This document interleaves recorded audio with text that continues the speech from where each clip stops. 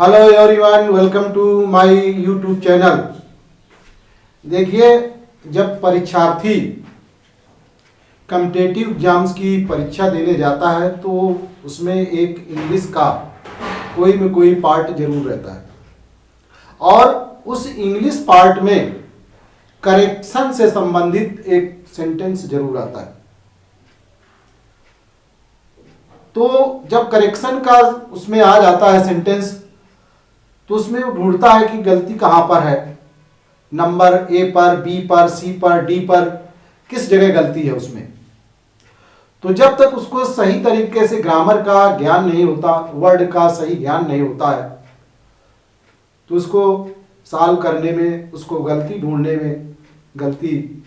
में जो है उसको दिक्कत होती है, अर्थात वो गलती सही तरीके से ढूंढ नहीं पाता है। तो उसी से संबंधित, करेक्शन से ही संबंधित मैं कुछ सेंटेंस बता रहा हूं, तो वीडियो को जरूर एंड तक देखिए, तभी पूरी बात समझ में आती है। तो शुरू करते हैं। देखिए, पहला सेंटेंस है, she has left her luggage at the railway station Noida.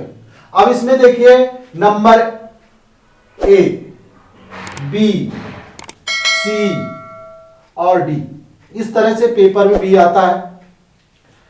तो अब यहां से शुरू करते हैं। सी लेफ्ट हर लगेज,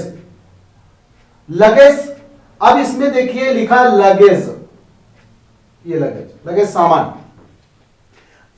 अब जब हम लगेज लिखते हैं तो उसमें यस नहीं लगाते, लगेज का ही मतलब होता है सामान। अब सामान अलग अलग तो हम गिनाएंगे नहीं, सामान सभी चीजें जितनी भी आर्टिकल्स होती हैं सभी को मिलाकर के हम सामान ही कहते हैं। तो लगेज का मतलब सामान होता है, अर्थात यहां पर यस जो लिखा हुआ है ये अनावश्यक लिखा हुआ है और ये सेंटेंस को गलत कर रहा है। तो इस सेंटेंस में गलती किसमें है? बी नंबर पर। तो she left her luggage at the railway station, तो सेंटेंस करेक्ट हो जाएगा। Second, the customer handed over a 500 rupees note to the shopkeeper, ये लिखा है। फिर the customer handed over, सौंपा, उसको दिया, a 500 rupees लिखा, देखिए रुपीज लिखा है, ये रुपीज लिखा है। यहां पर क्या है? a 500, अर्थात एक ही है, 500 रुपए का एक ही नोट है, तो ये रुपीज कैसे हो जाएगा? अर्थात एक ही जब है तो यहां पर रुपी होना चाहिए। तो इस तरह से सेंटेंस, इसमें गलती सी नंबर पर है। देखिए, ए सही है, बी सही है, सी पर गलती मिली और डी पर सही है। तो the customer handed over a 500 rupee note to the shopkeeper. Next, his father-in-laws who live in Kanpur have come to stay with us. His father-in-law, अब ये देखिए, father-in-law का मतलब होता है ससुर। अब इसको प्लूरल में लिखा गया है father-in-law, तो प्लूरल में इस तरह से इसको नहीं लिखा जाता है, यस इसमें लगाते हैं, इसमें यहां नहीं लगाते। तो फादर्स इन लॉ, अब ये प्लूरल में हो गया और उसी के अनुसार यहां पर देखिए वर्ब लिखी है, ये भी वर्ब लिखी है। अब हम जगह जगह तो उसमें गलती बनाएंगे नहीं कि इसमें बी में भी गलती है, सी में भी गलती है, ए में भी गलती है। तो गलती किसमें है? इसमें यस यहां पर लगेगा। यहां प्लूरल बनाने के लिए, जैसे सिस्टर इन लॉ है, तो सिस्टर इन लॉ को प्लूरल बनाने के लिए सिस्टर के साथ में यस जोड़ेंगे और ला के साथ में नहीं जोड़ेंगे। उसी तरह से फादर इन लॉ जिसमें लिखा था, तो इसको प्लूरल बनाने के लिए फादर्स इन लॉ जोड़ेंगे, तब ये सेंटेंस करेक्ट हो जाएगा। Next, Dhoni scored more than 8000 runs. फिर इसके बाद नो इधर कोई गलती नहीं। अब देखिए, पहला नंबर ए, बी, सी और इसके बाद नो इधर। अब इसमें सेंटेंस में क्या गलती है? धोनी स्कोर्ड, धोनी ने बनाया मोर देन 8,000 रन।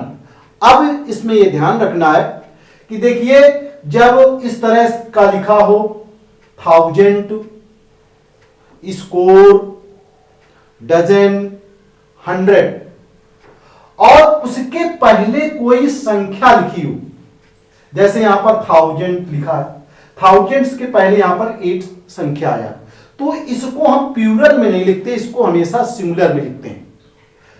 तो यहां पर 8,000 रन्स, तो इसमें यस जुड़ा है, ये नहीं होना चाहिए। अगर इसमें लिखना है थाउजेंड्स ऑफ रन, ये अगर यहां पर संख्या ना लिखी होती तब इसको हम यस इस तरह से लिखते थाउजेंड्स ऑफ रन, तब यहां पर आप का भी प्रयोग करते और इसमें भी यस लगाते और इसमें भी थाउजेंड्स ऑफ रन्स। और जब यहां पर सीधा नंबर पहले लिखा होता है तो इसमें यस लगाने की जरूरत नहीं है, ना यहां पर आप लगेगा।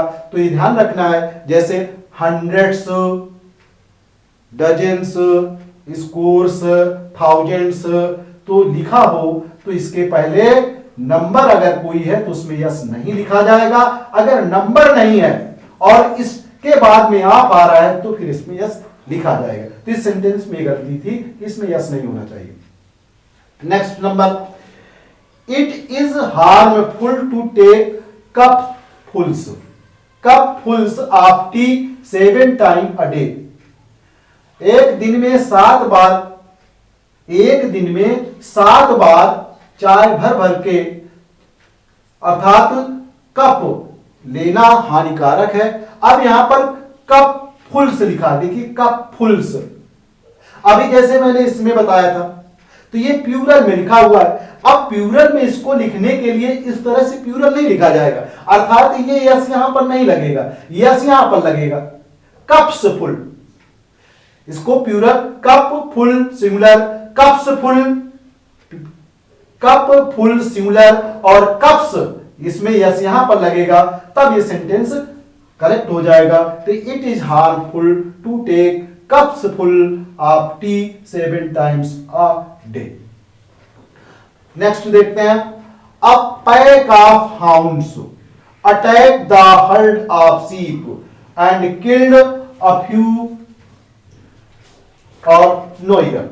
अब देखिए अ पैक, ये सेंटेंस है नंबर 1 पर, attack the herds of sheep ये है, फिर किल्ड अ फ्यू। अब पैक का मतलब होता है झुंड, समूह, और हाउंड माने होता है शिकारी कुत्ता। अब जब ये पैक का मतलब है समूह, तो समूह होना चाहिए, इसमें तो एक ही लिखा है शिकारी कुत्तों का समूह होना चाहिए, तो यहां पर हाउंड्स शब्द होना चाहिए, हाउंड्स। तो पैक ऑफ हाउंड्स, शिकारी कुत्तों का समूह। अटैक्ड द हर्ड, यहां पर देखिए हर्ड, HERD, हर्ड का मतलब होता है समूह, हर्ड का मतलब क्या होता है समूह। ऑफ शीप, शीप सिंगुलर में भी होता है, प्लूरल में होता है, अर्थात जो भीड़ों का समूह है। एंड किल्ड अ फ्यू, और उनमें से कुछ को मार डाला। तो इसमें क्या गलती मिली कि यहाँ हाउंड्स के साथ में यस नहीं जुड़ा है, क्योंकि ये प्लूरल में जा रहा है, अर्थात ये समूह है। पैक का मतलब समूह, तो किसका समूह? हाउंड्स, शिकारी कुत्तों, अर्थात जो शिकारी कुत्ते होते हैं उनके समूह के लिए हम पैक का प्रयोग करते हैं। तो सेंटेंस में ये गलती है। Next, we must set a good example for our offsprings to follow.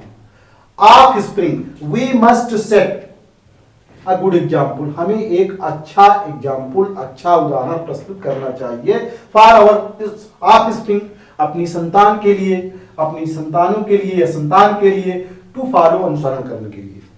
अब देखिए यहां पर ऑफस्प्रिंग, संतान, संतान का मतलब है कितनी भी संतान हो, 3, 4, 1, 2, सबको ऑफस्प्रिंग ही कहते हैं। ये नहीं कि 2 या 2 से अधिक बेटे या बेटियां हैं तो जब हम उसको संतान कहेंगे तो उसमें जो है यस लगा देंगे, ऐसा नहीं है, क्योंकि ऑफस्प्रिंग का ही मीनिंग होता है संतान। संतान का मतलब प्लूरल, एक वचन या बहुवचन, एक वचन से उसका कोई लेना देना, अर्थात संतान का मतलब है संतान, वो सिंगुलर और प्लूरल किसी में हो उस ऑफस्प्रिंग ही लिखा जाता है, दोनों में सिंगुलर या प्लूरल। तो तो इसमें क्या गलती मिली, ये इसमें यस नहीं जुड़ा होना चाहिए और सेंटेंस करेक्ट है। The police have come to arrest the thief. अब इसमें देखिए पुलिस, पुलिस जो है प्लूरल में है, द पुलिस का मतलब है मतलब सिपाही लोग, पुलिस वाले, तो ये प्लूरल में है तो इसके अनुसार हैव लिखा हुआ है, सही है कि कम परफेक्ट में है, द पुलिस है कम अर्थात पुलिस आई है टू अरेस्ट द थीप, चोर को गिरफ्तार करने के लिए पुलिस आई है। तो पुलिस, तो यहां पर ये सेंटेंस सही है अर्थात ये सेंटेंस पूरा सही है, करेक्ट है, अर्थात इसमें डी नंबर पर है, नो एरर, अर्थात इस सेंटेंस में कोई गलती नहीं है, अर्थात ये सेंटेंस गलती नहीं है तो इसमें नो एरर का मतलब कोई नहीं गलती, तो इसका ऑप्शन क्या है, सही है, डी नंबर सही है। तो इस तरह से मैंने कुछ सेंटेंस बताए, तो मैंने बताया कि जो शब्दों का सही ज्ञान है कि सिंगुलर प्लूरल में किस तरह से प्रयोग किए जाते हैं, और सब्जेक्ट के अनुसार अर्थात जो नाउन शब्द है उसके अनुसार जो सब्जेक्ट के स्थान पर आ रहा है या बाद में आ रहा है उसके जो वर्ब है वो कैसे सेट होती है, ये भी हमें ध्यान रखना है। तो ये मैंने कुछ सेंटेंस बताए, तो वीडियो को लाइक करिए, कमेंट करिए, शेयर करिए, और जिन्होंने अभी मेरा चैनल सब्सक्राइब नहीं किया वो चैनल सब्सक्राइब कर लें, बेल आइकन को प्रेस कर लें ताकि अगली वीडियो का नोटिफिकेशन उनको शीघ्र ही मिले। और अगली वीडियो तक के लिए नमस्कार।